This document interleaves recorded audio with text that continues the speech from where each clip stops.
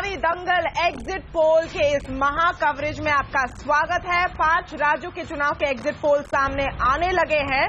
CNBC आवाज आपको सारे एजेंसियों के एग्जिट पोल दिखा रहा है और इस पर विश्लेषण हम करेंगे हमारे एक्सपर्ट्स और अलग अलग पार्टियों के नेताओं के साथ। लेकिन पहले आपको बता दें कि एग्जिट पोल में अब तक क्या रुझान निकल कर आए। उत्तर प्रदेश से शुरू करेंगे, सबसे बड़ा राज्य है। इसमें आए हुए अलग अलग सर्वेज से रुझान निकल कर आ रहा है कि बीजेपी को शानदार बढ़त मिल रही है। ज्यादातर सर्वेज बीजेपी को नंबर 1 पार्टी दिखा रही है, लेकिन पूर्ण बहुमत इस वक्त एक हाथ ही सर्वे में है। यानी ज्यादातर सर्वे अभी भी हंग हाउस के लक्षण दिखा रहे हैं, बता रहे हैं। पोल्स से लग रहा है कि अखिलेश राहुल की जोड़ी जादुई आंकड़े से दूर है और ये भी संकेत मिल रहा है कि हाथी पूरी तरह बैठ गया है।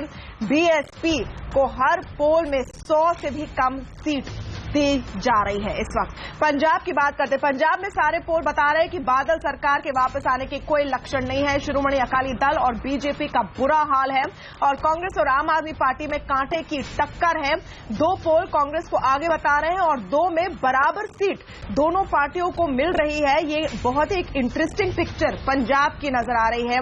उत्तराखंड में मुख्यमंत्री हरीश रावत की सारी कोशिशों के बावजूद बीजेपी आगे नजर आ रही है। कई पोल्स में पिछले साल के फ्लोर टेस्ट में पास होने के बाद भी मोदी वेव उत्तराखंड में दिख रहा है।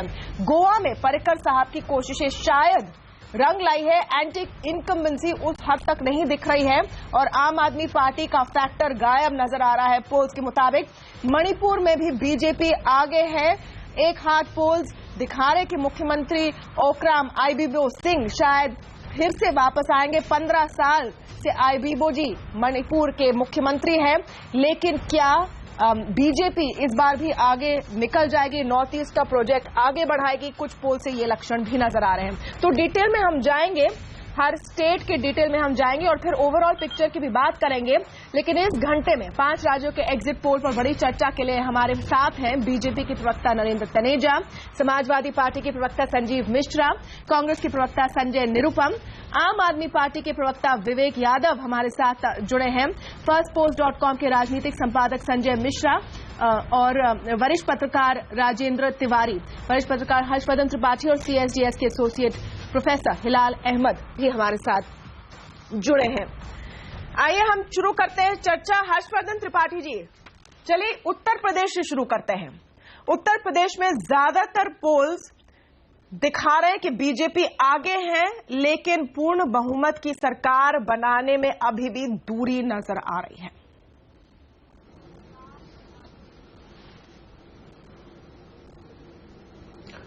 देखिए, मुझे लगता है कि ये बड़ा कहें कि सिर्फ भारतीय जनता पार्टी का प्रोस्पेक्ट दिखने भर के अलावा एक जो बड़ी चीज है कि उत्तर प्रदेश में क्या जो एक तरह से कहें कि 15 सालों से समाजवादी पार्टी या फिर बहुजन समाज पार्टी और उनको टेस्ट करना और फिर टेस्ट करने के बाद दूसरे तरह की खामियां, अब जैसे ये दूसरे तरह की खामियों की जब मैं बात करता हूं तो जी हर्षवर्धन जी की आवाज शायद कट गई है। राजेंद्र तिवारी जी, बीजेपी आगे लेकिन सारी मशक्कत के बावजूद बहुमत को नहीं पार कर पा रहे हैं ज्यादातर पोल्स के मुताबिक। और इन पोल्स का जो एवरेज हम आपको दिखाएंगे कुछ ही देर में, जो ग्रामिनर का एवरेज है उसके मुताबिक भी बीजेपी उस मैजिक फिगर से दूर है।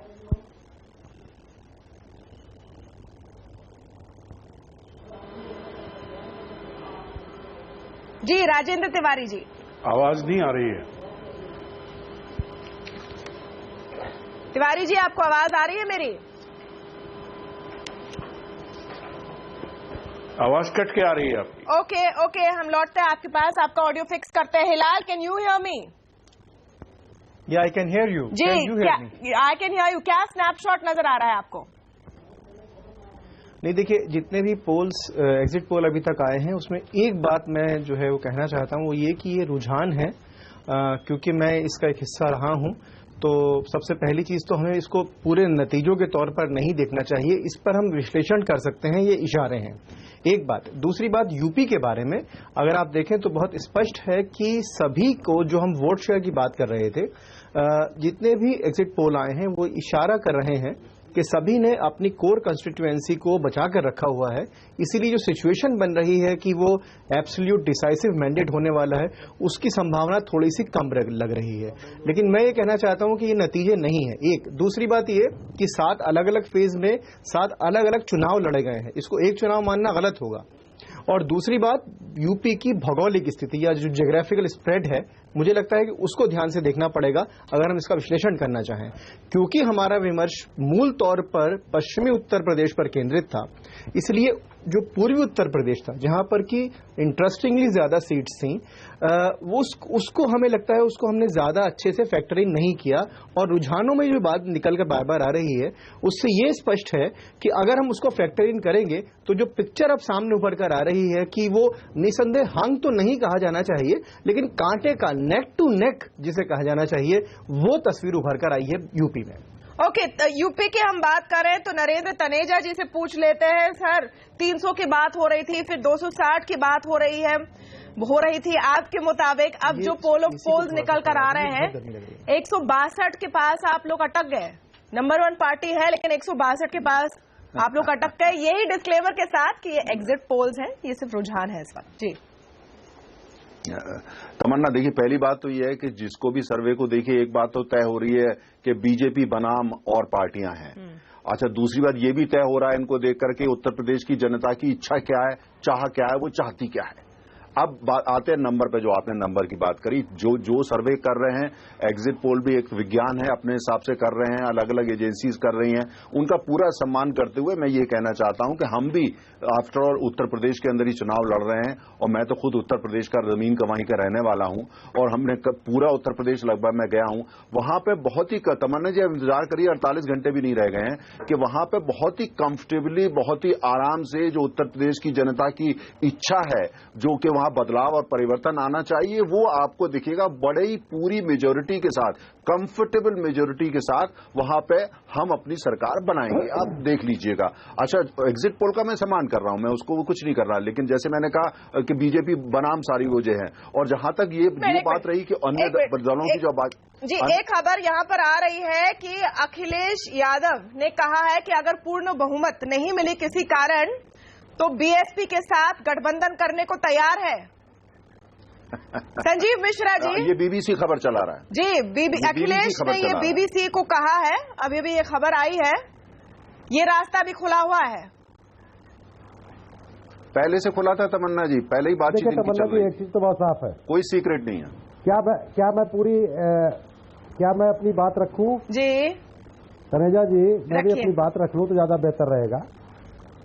देखिए, एक चीज बहुत साफ है, जिस तरीके से 2014 का अगर हम आज जिक्र करें और 80 में 73 सीटें, 71 और 73 सीटें जीतने वाली पार्टी जो अभी तक अपना दम भर रही थी कि 350 सीटें हमारी आएंगी, 300 के ऊपर आएंगी, तो इतना तो साफ हो गया कि ना आपका बहुत बड़ा हवा चली और जितनी भी जुमलेबाजी थी वो सब फ्लॉप साबित हुई। आप तो उसके आधे भी नहीं आ रहे। और इसमें कोई दो राय नहीं कि अभी ये एग्जिट पोल है, निर्णय आना बाकी है, लेकिन निर्णय में क्या ऊपर और नीचे होगा ये तो समय बताएगा।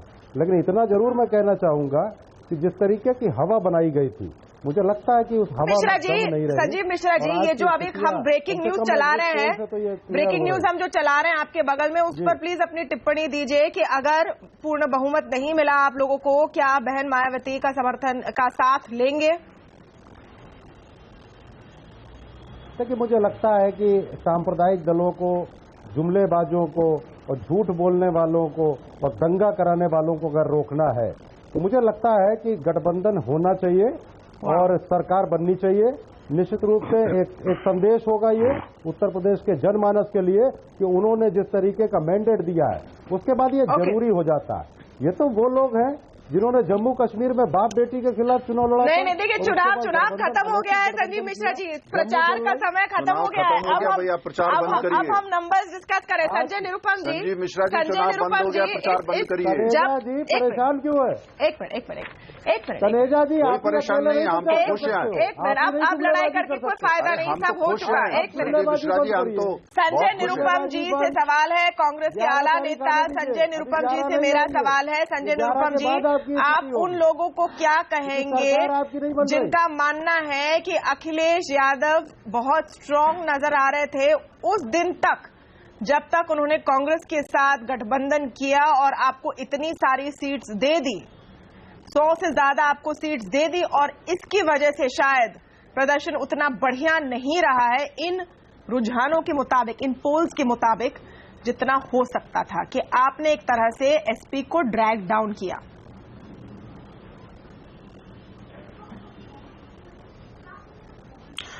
तमन्ना जी, ऐसा है, परसों सवेरे तक एक स्पष्ट पिक्चर, जो स्पष्ट चित्र है, हमको समझ में आएगा जी।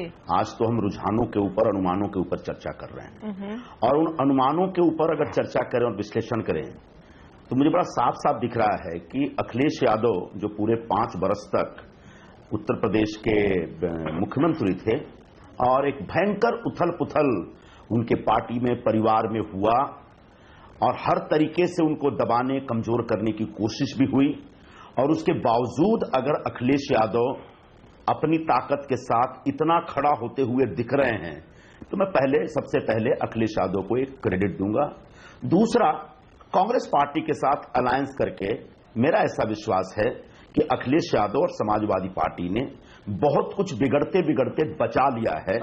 हाँ, समाजवादी पार्टी के कुछ लोग शायद कह सकते हैं कि कांग्रेस के चक्कर में समाजवादी पार्टी को कुछ नुकसान हुआ। एक मिनट। दूसरी बात यह है कि हमारे देश के प्रधानमंत्री और मुख्य जो सत्तारूढ़ दल है उसके प्रमुख, उन्होंने लगभग अपना पूरा जीवन झोंक दिया था उत्तर प्रदेश के चुनाव में।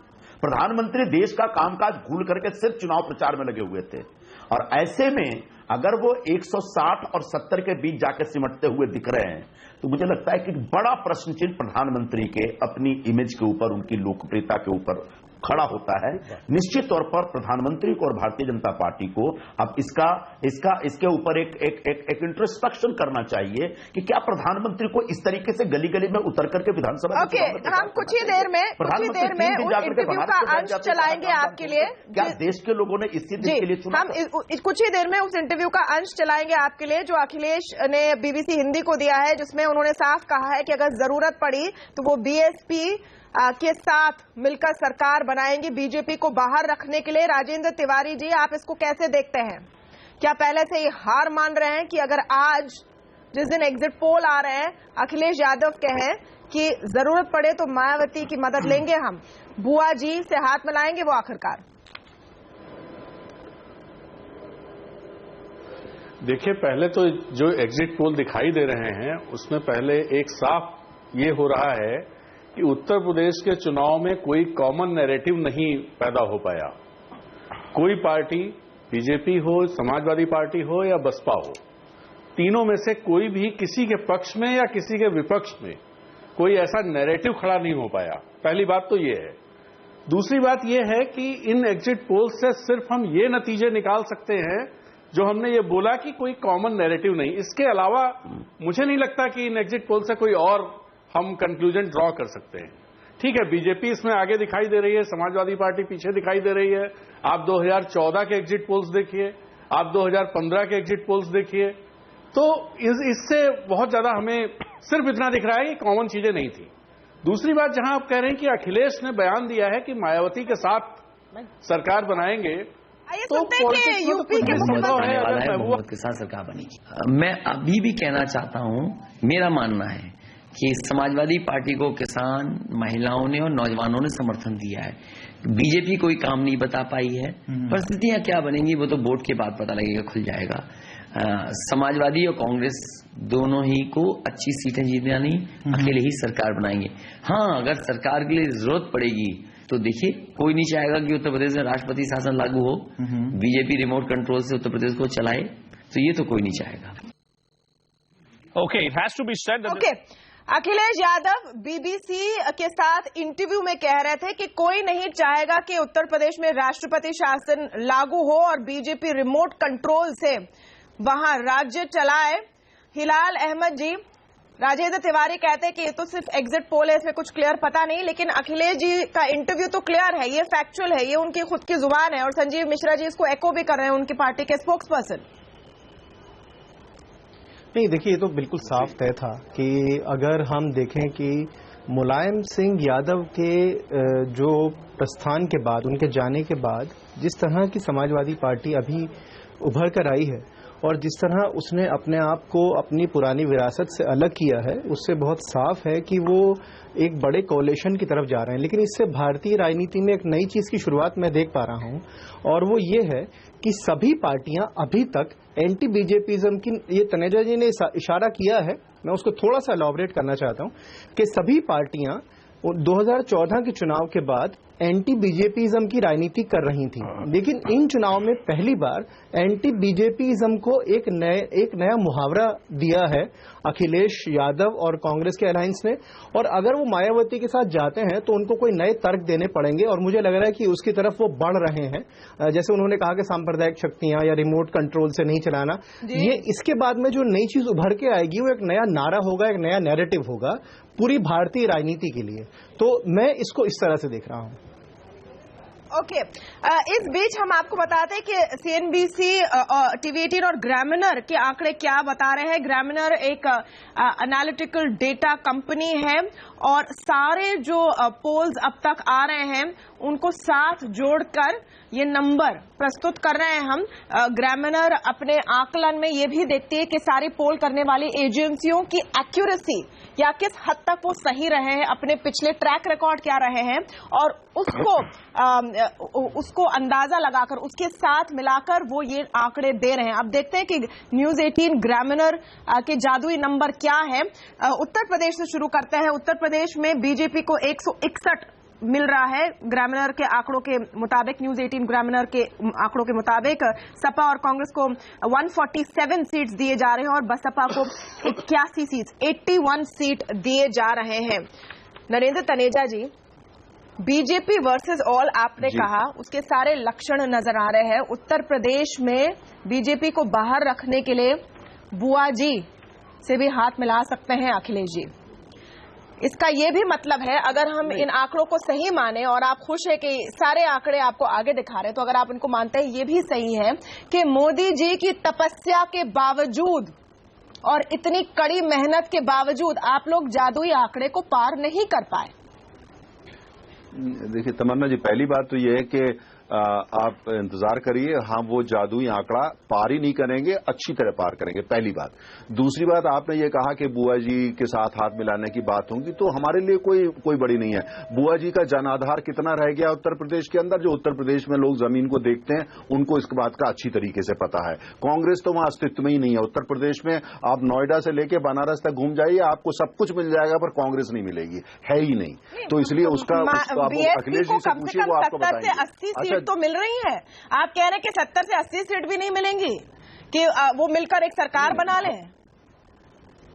देखिए, जहां तक बहुजन समाज पार्टी की नहीं, बहुजन समाज पार्टी की आपने बात कही, अब मानी बात है, अगर उत्तर प्रदेश के मुख्यमंत्री कह रहे हैं हम जरूरत हुई तो उनका साथ लेंगे, वो बिना बातचीत के तो नहीं कर रहे होंगे। दरअसल दोनों पार्टियां आपस में पता नहीं कब से बात कर रही हैं, और जो लोग इंटरप्रेट, जो भारतीय जनता पार्टी को एक अच्छी तरह नहीं देखते, उनको लगता है बड़ा ग्रैंड अलायंस बन जाएगा। अरे कांग्रेस और समाजवादी पार्टी का अलायंस ही पिछले 5 दिनों में बनारस के चुनाव से पहले आपने देख रहा, वो तितर हो चुका है। सब लोग कह रहे हैं, समाजवादी पार्टी में लोग बोल रहे हैं किसके साथ हाथ मिला लिया, हमारा नुकसान हो गया। कांग्रेस कह रही है हमने क्यों हाथ मिला लिया, उनको डिंपल जी को लाना पड़ा कैंपेनिंग के लिए। अच्छा, जहां तक बहुजन समाज पार्टी का जो रियलिटी है, आपकी किसी ने कहा कि वो भाई एक डार्क हॉर्स है, एक डार्क फोर्स है, वगैरह वगैरह क्या क्या नाम दिए गए, आप देखेंगे ऐसा कुछ। और कहीं ना कहीं ये लोग आपस में तीनों पहले से ही बातचीत कर रहे हैं। हमारे लिए बीबीसी ने जो कहा है या जो अखिलेश जी ने कहा है, कोई नई खबर नहीं है। नहीं, ये तो कह रहे थे कि बुआ जी, ये तो कह रहे थे कि मायावती जी आपके साथ मिल जाएंगी। संजीव मिश्रा, अब तक तो आप लोग कह रहे थे कि मायावती जी इनसे मिल जाएंगी, आज आप कह रहे हैं कि हमें कोई दिक्कत नहीं है बातचीत कर रहे होंगे बीएसपी के साथ आने में। देखिए, अभी 11 तारीख का मुझे लगता है तमन्ना जी इंतजार करना चाहिए। सब कर रहे हैं सर बेसब्री से, लेकिन आज जो है वो है। आपने अखिलेश जी की आवाज खुद सुनी, पूरी पिक्चर क्लियर होने दीजिए। नहीं, मैंने तो पहले ही कहा आपसे, मैंने तो शुरू में ही कहा आपसे, जब आपने नहीं वो ऑडियो चलाया था जी, मैंने उसी समय कहा था आपसे कि जिस तरीके से झूठ और जुमलेबाजी। और एक चीज और कहना चाहता हूं तमन्ना जी, एक चीज और साबित हुई, जो स्टूडेंट, जो छात्र साल भर पढ़ाई नहीं करता, मतलब 3 साल का होमवर्क नहीं करता, वो जब एग्जाम आता है उससे एक रात पहले जगता जरूर है और रात भर जगता है। तो ये वो काम हुआ जो 3 दिन रुक करके मोदी जी ने किया। मैं समझता हूं कि वो ग्रेस मार्क से भी पास नहीं हो पा रहा है। संजीव मिश्रा जी, प्रचार बंद करिए, नतीजों पे आइए। ओके, पंजाब की अब हम बात करेंगे, पंजाब की हम बात करेंगे। 11 तारीख को विवेक जी हमारे साथ जुड़े हुए हैं, आम आदमी पार्टी के प्रवक्ता। मैं भी करता हूँ प्रचार। विवेक यादव और संजय निरुपम जी और नरेंद्र तनेजा जी, अब थोड़ी बातें हम कर लेते हैं पंजाब की। पंजाब में हम आपको बताते हैं कि अलग अलग सड़कों पे खड़ा किया। संजय मिश्रा जी, आगे भी हम बात करेंगे यूपी की, आगे भी हम बात करेंगे यूपी की। थोड़ा सा फोकस शिफ्ट करते हैं पंजाब पर। पंजाब में जो ग्रामीणर के नंबर हैं वो हम आपको दिखाते हैं। ये तरह से मीन है, ये तरह से मीन है, सारे जो पोल्स आ रहे हैं उसका एक मीन नंबर है। और पूरे आकलन के साथ जो न्यूज 18 ग्रामीणर एग्जिट पोल के आंकड़े हैं उसके मुताबिक 57 सीट पंजाब में आम आदमी पार्टी को मिल रहे हैं, 53 सीट कांग्रेस को मिल रहे हैं और शिरोमणि अकाली दल और भारतीय जनता पार्टी को मिलकर 7 सीट का अनुमान है। अगर आप ब्रेकअप देखें कि अलग अलग पोल्स क्या कह रहे हैं, काफी इंटरेस्टिंग है क्योंकि 2 पोल्स कांग्रेस को आगे दिखाते हैं और जो बाकी 2 हैं वो एक complete neck to neck fight दिखा रहे हैं। जैसे इंडिया टुडे और एक्सिस के पोल में 62 से 71 सीट मिल रही हैं कांग्रेस पार्टी को, लेकिन इंडिया टीवी सी वोटर के पोल में आम आदमी पार्टी आगे है। न्यूज 24 चाणक्य के पोल में कांग्रेस और आम आदमी पार्टी दोनों को 54 सीट दिए जा रहे हैं। विवेक जी, आम आदमी पार्टी ने पूरी ताकत झोंक दी पंजाब में, क्या नवजोत सिद्धू और जो दूसरे आपके फैक्टर्स हैं उनसे जो बात नहीं बन पाई ऐन मौके पर, उसके वजह से आपको लगता है कि नुकसान हुआ होगा? नहीं तमन्ना, नुकसान की कोई बात ही नहीं है।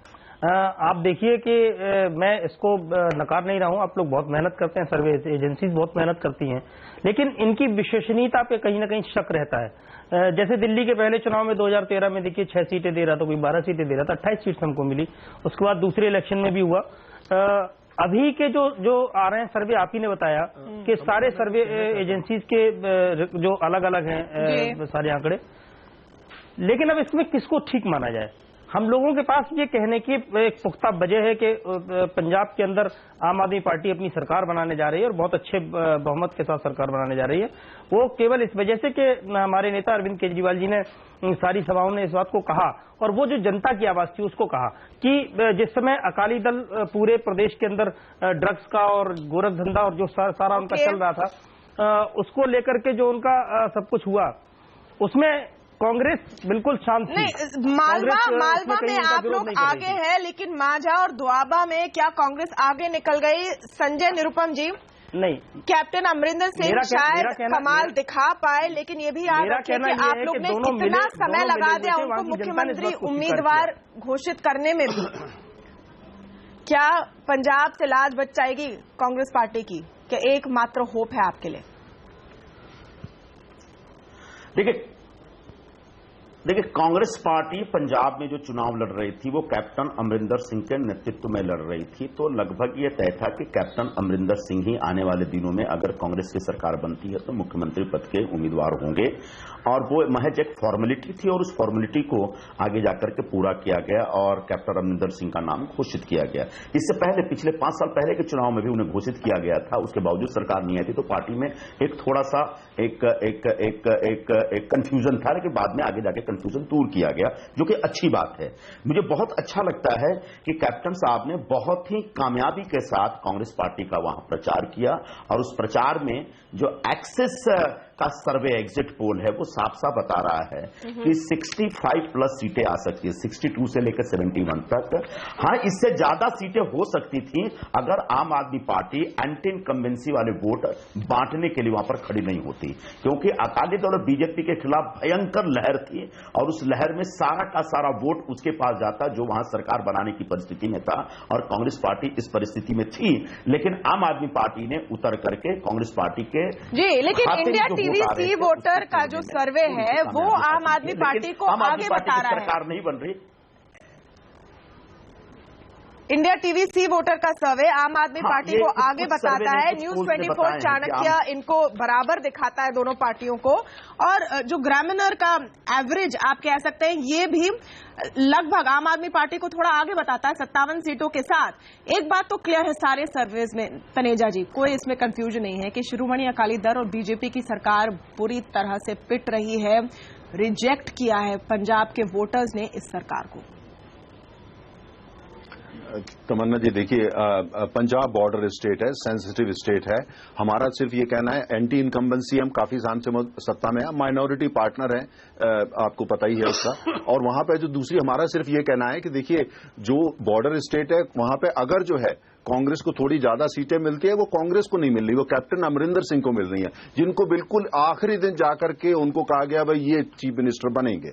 अच्छा, लेकिन उसके बावजूद जनता जो भी वहां का फैसला करती है, चाहे वो आम आदमी पार्टी के लिए हो या वो कांग्रेस के लिए हो, हम उसका पूरी तरह सम्मान करते हैं, पूरी तरह उसका जो यही डेमोक्रेसी की खूबी है। लेकिन एक बॉर्डर स्टेट है, वहां बहुत जरूरी है वहां जिसकी भी सरकार बने, लेकिन ऐसी सरकार हो वहां की सेंसिटिविटीज को समझती हो, और वहां जो बॉर्डर स्टेट होता है वहां किस तरह गवर्न करना है इस मसले को समझे और पूरी के साथ वो करे। और दूसरी जहां तक हमारी बात है, बताया जा रहा है कि बीजेपी एक्चुअली चाहती है कि अगर दोनों में से चुनना हो, आम आदमी पार्टी और कांग्रेस में से, आप लोग प्रेफर करेंगे कि कांग्रेस आ जाए पंजाब में, आम आदमी पार्टी किसी भी तरह बाहर है। हमारी नहीं देखिए तमन्ना जी, क्योंकि आपने डायरेक्ट सवाल किया तो मुझे थोड़ा सुन लीजिए, मैं इसका जवाब आपको देता हूं।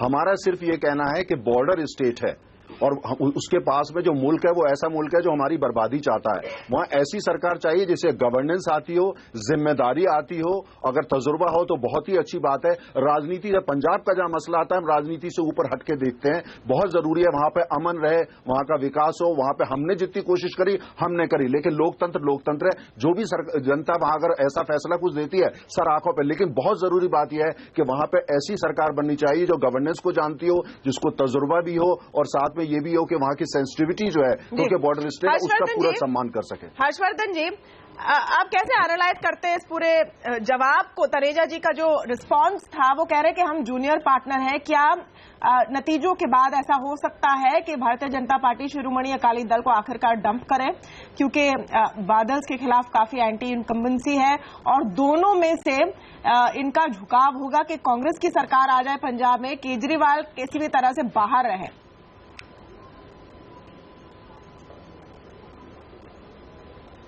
देखिए तनेजा जी ने जवाब दे दिया है, हो सकता है उस तरह से न माने, मानना भी नहीं चाहिए, पार्टी के प्रवक्ता हैं। लेकिन दरअसल भारतीय जनता पार्टी के अंदर एक बहुत बड़ा वर्ग है और यहां तक कि बीच में पार्टी ने खुद अमित शाह ने कार्यकर्ताओं से बात करके ये समझने की कोशिश की थी कि क्या पंजाब में भारतीय जनता पार्टी अलग से चुनाव लड़ सकती है, जिसका जवाब ये आया कि चूंकि कैडर नहीं है, कुछ चंडीगढ़ को छोड़ दें और कुछ बहुत शहरी पॉकेट्स को छोड़ दें तो अभी इनकी लड़ने की स्थिति नहीं थी। दूसरी जो बड़ी चीज थी कि सुखबीर बादल और प्रकाश सिंह बादल दो अलग लोग हैं। ये पिता पुत्र के अलावा पूरी पंजाब में जो शख्सियत की लड़ाई है उसमें प्रकाश सिंह बादल बहुत ऊंचे पायदान पर हैं।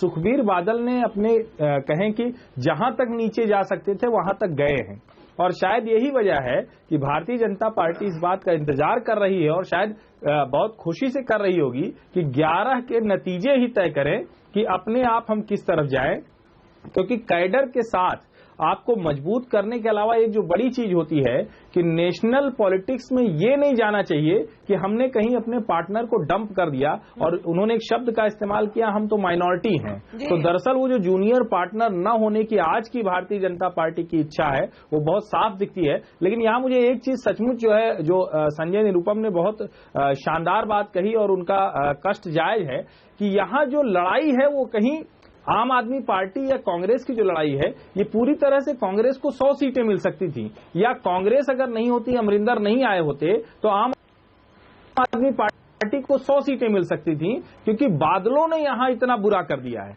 तो मुझे लगता है कि उस राज्य के लिहाज से जो भी आएगा वो बादल और भारतीय जनता पार्टी का जो गठजोड़ है उससे बेहतर ही आएगा। और ठीक है कि आगे की राजनीति उस लिहाज से बदलेगी, राज्य की भी और राष्ट्रीय राजनीति। संजय निरुपम जी, अगर एक हंग असेंबली नजर आती है पंजाब में, क्या आप लोग दिल्ली पार्ट 2 को कंसिडर करेंगे? यानी आम आदमी पार्टी के साथ फिर से मिलकर सरकार बनाने के ऑप्शन को कंसिडर कर सकते हैं?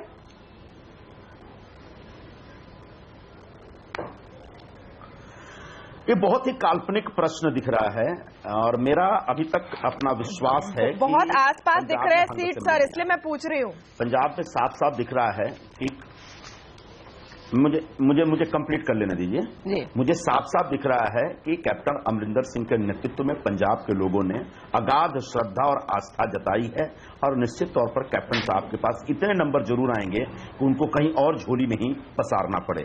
फिर भी अगर ऐसी कोई नौबत आती है तो इस बारे में फैसला एक संजय निरुपम नहीं कर सकते।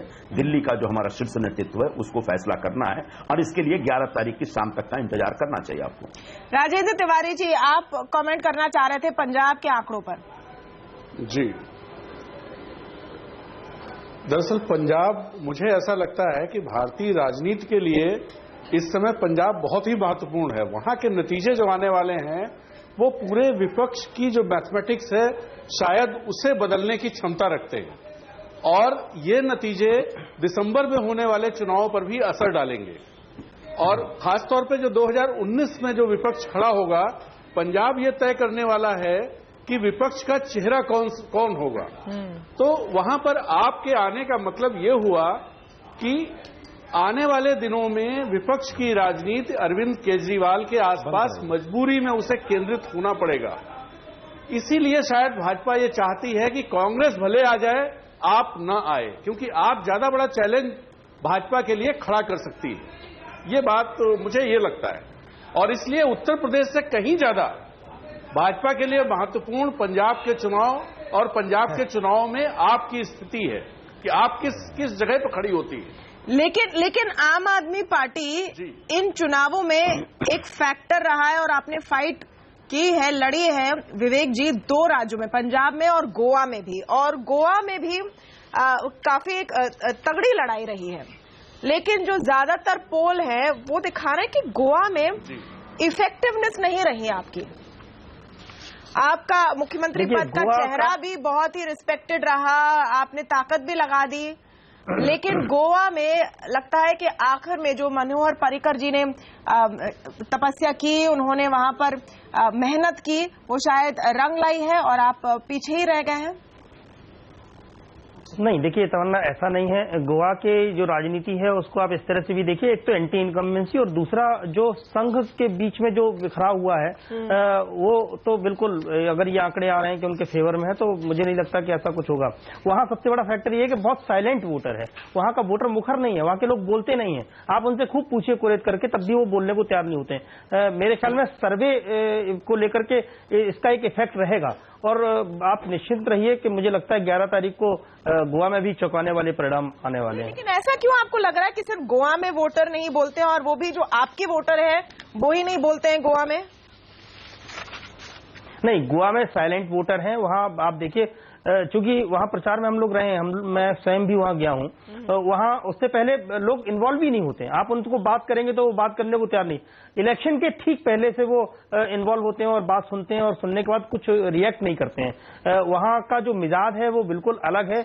वहां बहुत शांत वोटर हैं, वो अपना वोट करते हैं, लेकिन किसको वोट करेंगे ये जान पाना बहुत मुश्किल होता है। एक एवरेज अगर आंकड़ा देखें तनेजा जी, तो अगर गोवा में आप लोग ने एक जीत हासिल कर ली तो बहुत ही क्लोज रहेगा और शायद जो आप लोग ने डिक्लेयर नहीं किया कि पर्रिकर जी क्या फिर से राज्य पॉलिटिक्स में आ जाएंगे या नहीं, वो लक्ष्मीकांत पार्सेकर जी को आपने सीएम कैंडिडेट डिक्लेयर नहीं किया, उसकी वजह से शायद आप निकाल लें, लेकिन क्लियर नहीं है अभी तक, बहुत ही क्लोज है। ग्रामीणर के जो आंकड़े हैं उसके मुताबिक 19 सीट मिलेंगे बीजेपी को, कांग्रेस को 14 और आम आदमी पार्टी को 6 सीट। ये एक एवरेज है सारे पोल्स का। देखिए, गोवा का जो वोटर है खूब संवाद करता है, हर तरीके से करता है, संगीत के माध्यम से भी करता है, सीधा भी करता है, पोइट्री में भी करता है, कविता में भी करता है, प्रोज में भी करता है, सब तरह संवाद करता है। वो संवाद उसका स्पष्ट है कि भारतीय जनता पार्टी की सरकार वो दोबारा चाहता है और वहां पर पूरा गोवा के अंदर जो है पूरा वही माहौल है, और आप देखेंगे कि वहां पे हमारी जो है सरकार बन रही है। मुझे नहीं लगता, ठीक है कुछ मेहनत ज्यादा करनी पड़ी, वो ठीक है करनी पड़ी, हम इसको मानते हैं, लेकिन यह है कि वहां पे सरकार हमारी बन रही है और जो जनता ने जिस हिसाब से जो भी चेंजेस, जो परिवर्तन, जिस तरह की बातें करी थी, अब उनको भी हमने इनकॉर्पोरेट किया है और वहां पे जो जनता है वो तय कर चुकी है। और आप देखेंगे जब शनिवार को आएंगे कि वहां पे भारतीय जनता पार्टी, वो दरअसल अगर आप वहां पे जाके ग्राउंड पे देखिए तो वो कोई बहस का विषय ही नहीं है। भाजपा की सरकार जी को आप वापस भेज देंगे गोवा अगर आप जीत गए? देखिए भारतीय जनता पार्टी जो है उसके अंदर ये देखा जाता है हमेशा, मैं आपको आप जानते हैं, लेकिन ये देखा जाता है कि वहां कौन जाकर के वहां के जो लोग हैं किसको ज्यादा पसंद करते हैं, किसकी वहां जरूरत है। और हमारे अंदर ये जो बात होती है कोई बहुत बड़ी बात नहीं होती कि कोई कहां से आ रहा है कहां जा रहा है, लेकिन अभी जो आप इंतजार करिए वहां के जो एमएलए कहां से जा रहा है की बात नहीं है सर। फैक्ट ये है कि मनोहर पर्रिकर जी ने आखिर में पुश दिया पूरे गोवा के प्रचार को भारतीय जनता पार्टी के। संजय सिंह भी हमारे साथ जुड़े हैं, वो मुस्कुरा रहे हैं इस बात पर, लेकिन वो केंद्र में इतना बढ़िया काम कर रहे हैं। अगर गोवा निकाल बढ़िया काम करा है, अगर गोवा निकाल गई बीजेपी तो मनोहर पर्रिकर को इसका श्रेय जाएगा। और उसके बाद अगर फिर से उन्होंने मनोहर पर्रिकर को गोवा भेजा नहीं चीफ मिनिस्टर के रूप में, तो ये एक तरह से नाइंसाफी होगी गोवा के वोटर के साथ। देश के रक्षा मंत्री हैं तमन्ना। देखिए तमन्ना, इसमें दो चीजें हैं। एक तो कोई मतलब जो उन्होंने कहा कि कोई कहीं से आ रहा है कहीं से जा रहा है, तो मतलब उसका एक उदाहरण मतलब मनोहर लाल खट्टर हो सकते हैं कि जिनको पहले लोग नहीं जानते थे, लेकिन गोवा में मनोहर पर्रिकर की जो स्वीकार्यता है, और पिछले चुनाव में बीजेपी को क्लियर जो मैंडेट वहां पे मिला था, छोटा स्टेट है, 40 सीटों का स्टेट है और क्रिश्चियन इन्फ्लुएंस भी कई सीटों में काफी ज्यादा है, वहां मनोहर पर्रिकर अपने व्यक्तित्व के दम पे वो चुनाव निकाल करके ले गए थे। आते समय उन्होंने अपना एक नॉमिनी वहां पे नॉमिनेट कर दिया, वो आने के लिए भी रिलक्टेंट थे, ये भी बात सर्वविदित है। उनको डिफेंस मिनिस्टर बना करके इसलिए लाया गया था कि एक उनकी इफिशिएंसी और दूसरे उनके इंटीग्रिटी, ये दोनों ही पे कोई क्वेश्चन मार्क नहीं था, इसलिए उनको डिफेंस मिनिस्टर लाया गया। उनका जो वहां पे नॉमिनी रखा गया वो एवरेज मतलब ऑर्डिनरी वो साबित हुए, कम से कम मनोहर पर्रिकर से आप कंपेयर करें। उसके बाद संघ के साथ तमाम प्रॉब्लम के बावजूद अगर बीजेपी ये करती है तो उसका श्रेय मनोहर पर्रिकर को जाता है। एक ऐसी सिचुएशन में ये बयान पार्टी अध्यक्ष का देना, बाकी लोगों का देना कि चुनाव के बाद मनोहर पर्रिकर वहां जा सकते हैं, ये दो पॉसिबिलिटी ओपन करता है। एक तो मनोहर पर्रिकर चले जाएंगे, उसके बाद यहां एक इमिनेंट कैबिनेट रिशफल को भी वो इंडिकेट करेगा, क्योंकि उसके साथ बहुत सारे और भी फेरबदल हो सकते हैं। आपको एक डिफेंस मिनिस्टर फुल टाइम चाहिए होगा, लेकिन मनोहर पर्रिकर को अगर इतना कहने के बाद नहीं भेजना तो शायद उनके इलेक्टोरेट के साथ भी थोड़ी बेमानी होगी। और मनोहर पर्रिकर की स्वयं की चाहत ये काफी ज्यादा है कि वो गोवा में जाकर के काम करें। बिल्कुल, एक छोटा सा ब्रेक लेंगे, लेकिन आगे हम बात करेंगे उत्तराखंड और मणिपुर की। दोनों जगहों पर कांग्रेस के लिए बड़ा दांव, क्या वो अपनी सरकारें बचा पाएंगे या फिर से वहां पर बीजेपी आगे रहेगी? क्या कहते हैं सारे पोल, इस पर हम आएंगे छोटे से ब्रेक के बाद, जाएगा नहीं।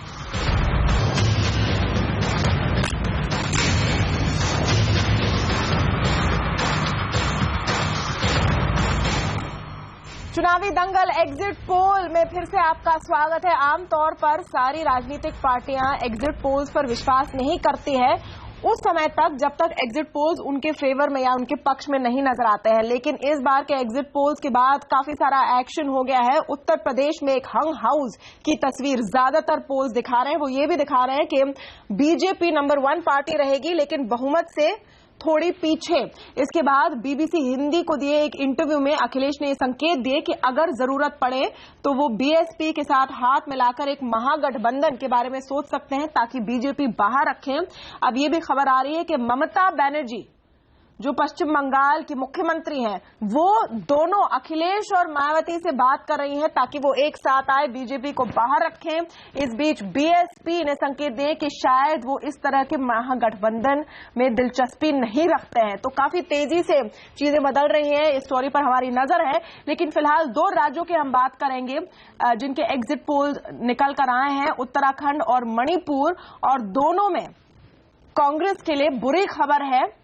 संजय निरुपम जी, ये दोनों राज्य गढ़ रहे हैं आपके लिए। मणिपुर खास तौर पर, मणिपुर हाथ से अगर जाता है तो 15 साल से जो आपके सीएम है वहां पर आईबीबो जी, वो वापस नहीं लौटेंगे। बीजेपी का मिशन नॉर्थ ईस्ट आगे बढ़ता हुआ नजर आएगा। और दूसरी तरफ उत्तराखंड में तमाम कोशिशों के बावजूद हरीश रावत की जो प्रयास है वो रंग नहीं लाए। क्या ऐसी स्थिति नजर आ रही है संजय निरुपम जी?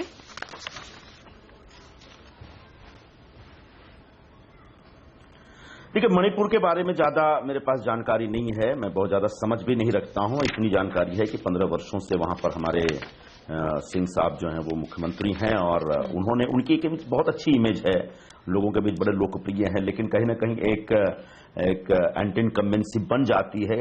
लगातार एक व्यक्ति 15 वर्षों तक अगर सत्ता में है तो लोगों में एक बदलाव की एक ललक होती है। शायद उस ललक की वजह से कुछ इस तरह के रुझान आपको दिख रहे हैं। मुझे नहीं मालूम सच्चाई क्या है, वो 11 तारीख को पता चलेगा। लेकिन जहां तक उत्तराखंड की बात है, हरीश रावत जी ने बहुत अच्छा कैंपेन किया है।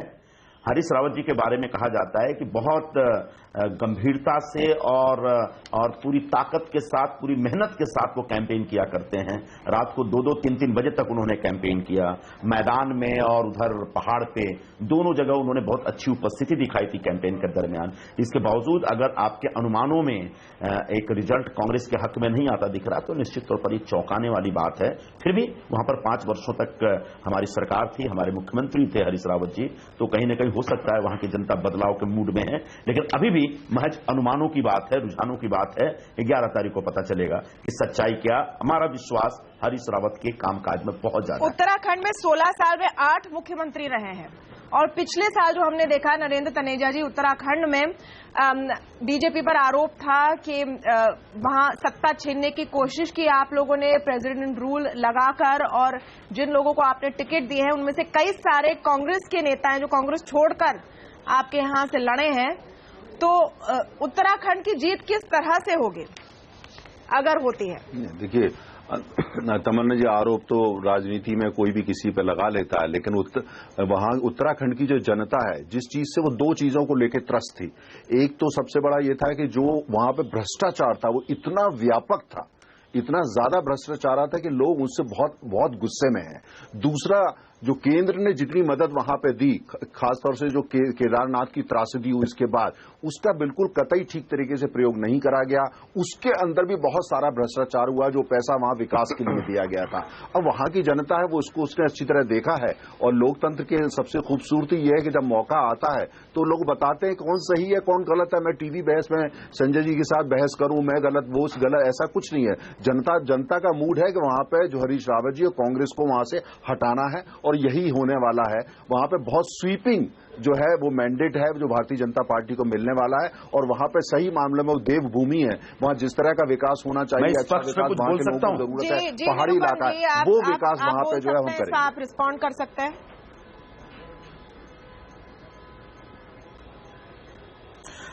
हमारे बीजेपी के साथी ने कहा कि उत्तराखंड देवभूमि है, लेकिन पूरे देश को मालूम है कि भारतीय जनता पार्टी ने उत्तराखंड में दानवों की तरह हरकत की थी।